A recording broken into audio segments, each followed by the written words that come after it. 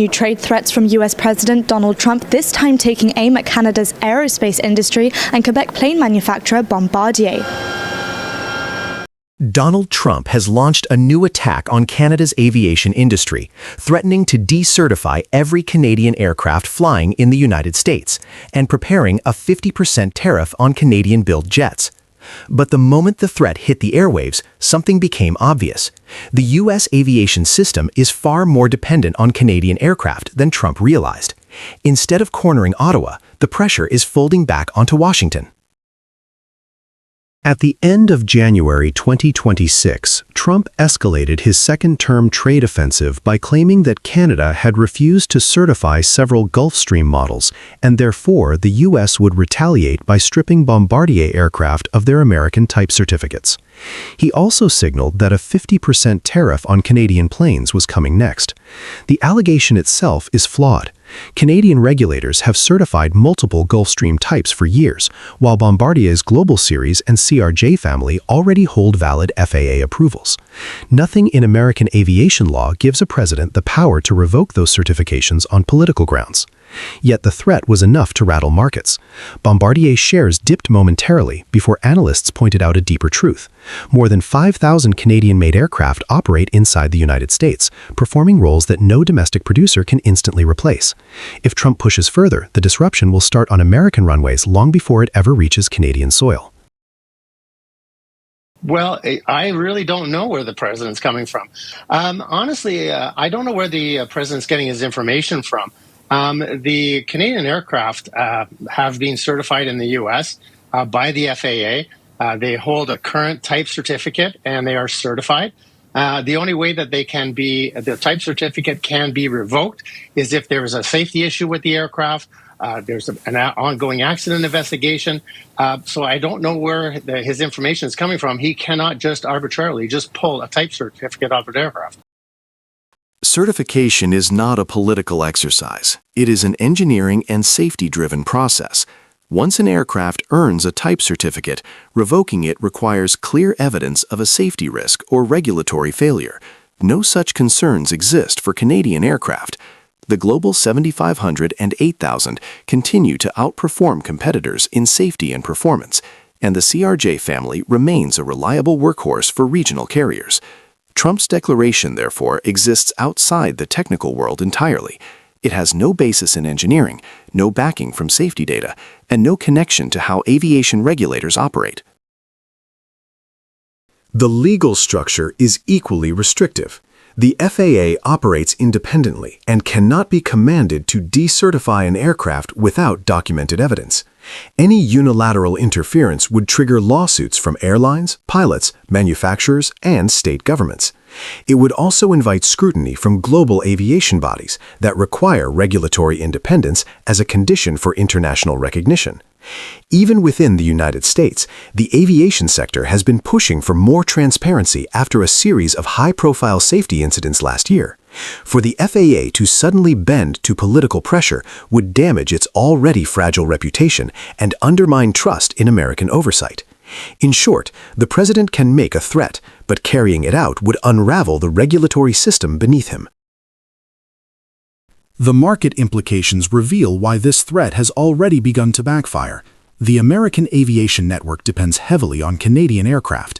The CRJ series alone supports hundreds of daily flights for domestic carriers, especially in smaller cities that cannot support larger jets. The business aviation sector relies on Bombardier's Global and Challenger platforms, which dominate the long-range, high-performance category. Thousands of American jobs exist inside Bombardier's U.S. service network, parts supply chain, and maintenance facilities. Introducing a 50% tariff means inflating the cost of aircraft that American companies and travelers rely on. It risks raising ticket prices, reducing flight frequency, and forcing delays across the system. Far from punishing Canada, the tariff would land on the American consumer. The deeper vulnerability for the United States lies in how dependent its smaller cities are on Canadian regional aircraft. Once CRJ operations become more expensive or uncertain, airlines will cut routes, not absorb losses, and that pushes entire communities off the national map. The maintenance side is equally fragile. Bombardier's U.S. service network handles constant inspections and parts support. Disrupting that flow means longer downtimes and higher risks. Instead of isolating Canada, a tariff squeezes the very infrastructure American aviation leans on every day. Beyond economics, Trump's threat sends a ripple through the global aviation landscape. U.S. regulatory leadership has long rested on the assumption that certification decisions are insulated from politics. By framing aircraft approval as a bargaining chip, Washington risks signaling to Europe and Asia that it can no longer be counted on to uphold the norms of independent aviation oversight. That miscalculation gives Canada room to strengthen its position. Ottawa has been expanding economic ties with Asia and Europe since early 2025, and this episode reinforces the argument for deeper diversification away from U.S. dependence. When a superpower weaponizes its regulatory system, partners begin to look for alternatives. In global aviation, credibility is leverage, and Trump's threat signals that U.S. certification can be politicized without warning. That pushes Europe and Asia to rely more heavily on their own regulators, not Washington. Canada, meanwhile, gains room to portray itself as the steadier partner.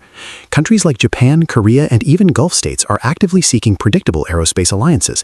By contrasting Canada's consistency with America's volatility, Ottawa strengthens its diplomatic hand far beyond this single dispute.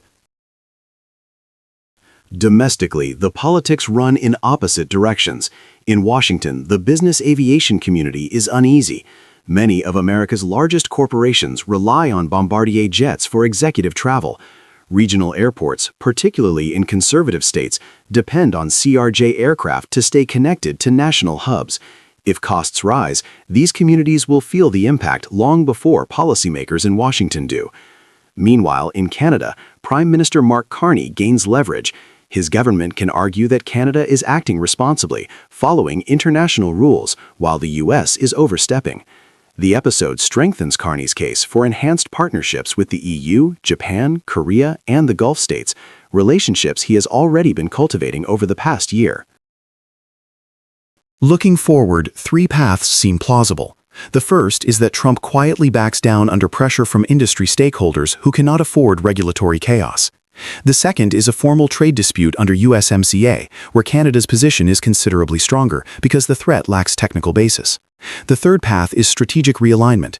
Canada accelerates its diversification, reinforcing overseas markets and strengthening its aerospace partnerships with allies who value predictable governance.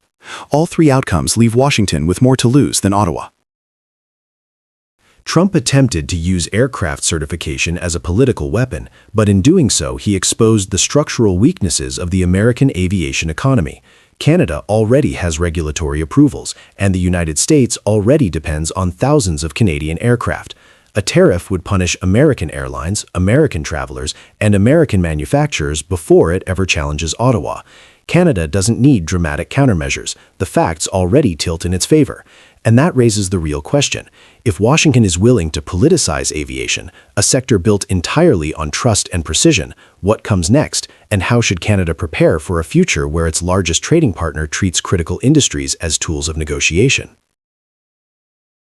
With reports saying that Mark Carney will talk with Xi Jinping on Friday. I think for Prime Minister Carney, it's important because he wants to recalibrate the relationship with China, and he wants to open up high-level dialogue.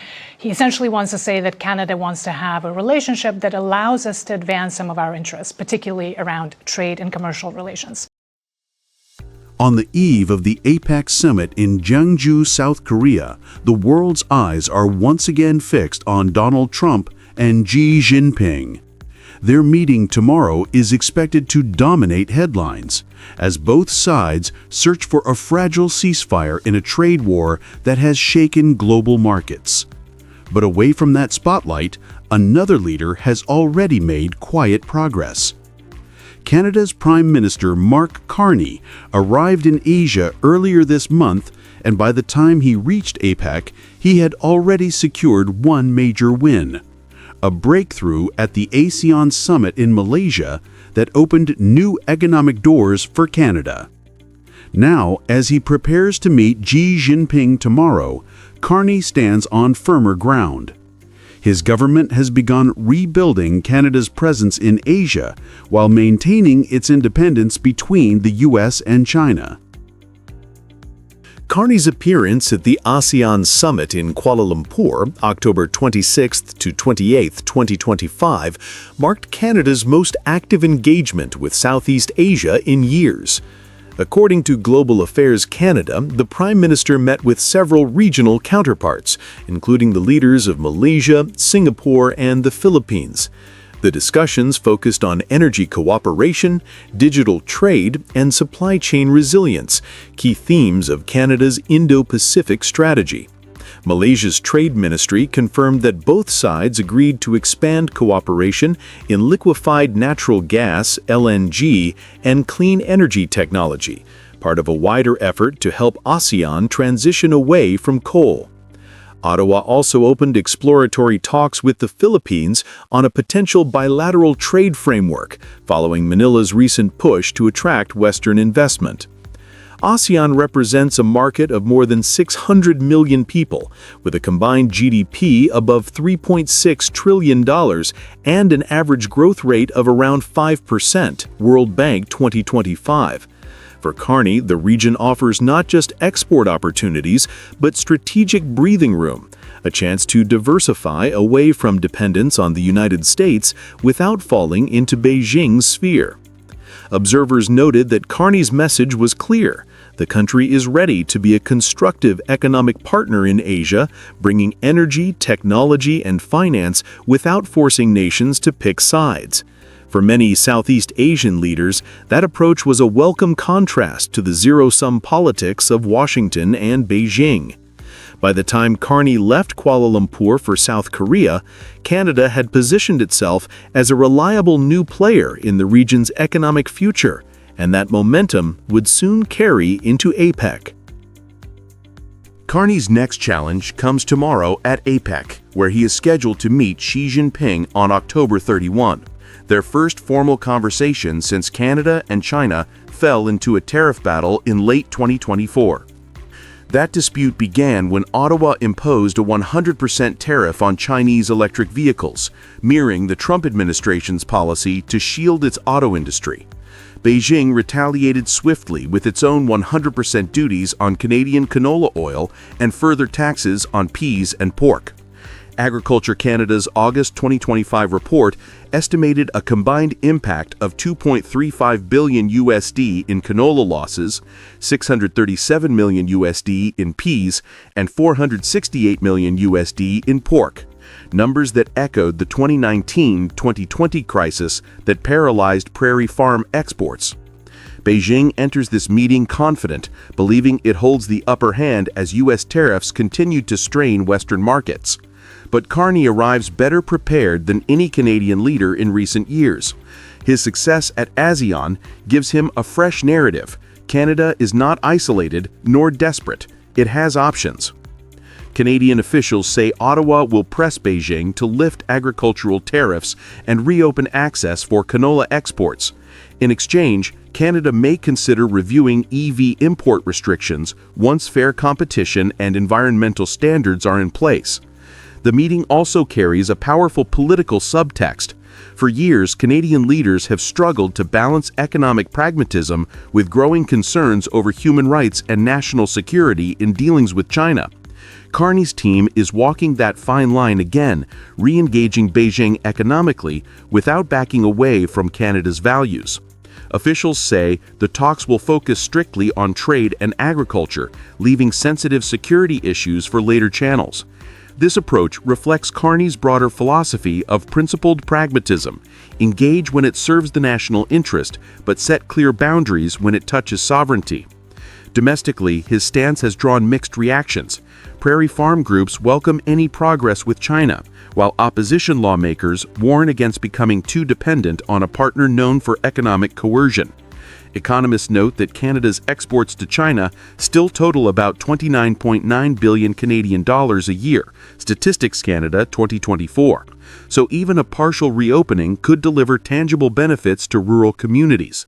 In that sense, the stakes are both political and personal, a test of whether Carney can turn diplomatic restraint into economic relief. No immediate breakthrough is expected, but officials close to the talks say both sides see value in starting a structured dialogue after years of mistrust. If that happens, tomorrow's meeting could mark the first step toward normalization. Carney's approach embodies a broader philosophy, autonomy through engagement. Rather than choosing between the United States and China, Ottawa is building a web of relationships that anchors Canada in multiple regions at once. In East Asia, Canada has deepened critical minerals ties with Japan and South Korea. In Europe, the August 2025 EU agreement opened clean energy investment worth about $600 billion USD, European Commission data. And in Southeast Asia, the Kuala Lumpur agreements have positioned Canada as a new partner for energy and infrastructure projects across the region. Each step reduces Canada's exposure to tariff wars and political pressure. It also shows a different kind of leadership, quiet, pragmatic, and anchored in long-term stability instead of short-term headlines. At a time when the United States demands alignment and China seeks influence, Carney's Canada is demonstrating that middle powers can exercise real agency by choosing partnership over submission. As the sun sets over Gyeongju tonight, the spotlight still belongs to Trump and Xi. Their meeting tomorrow will fill the front pages and rattle the markets. But Mark Carney's story is unfolding in a different tone, one of steady diplomacy and strategic patience. He arrives at APEC with new momentum from ASEAN and a measured plan for Beijing. Whatever comes of tomorrow's talks, Canada has already regained its voice in Asia. In an era defined by noise and division, Carney's quiet strategy reminds the world that power isn't always about volume. It's about consistency, credibility, and the ability to build bridges when others burn them. While others fight for dominance, Canada quietly fights for relevance and may have just secured both.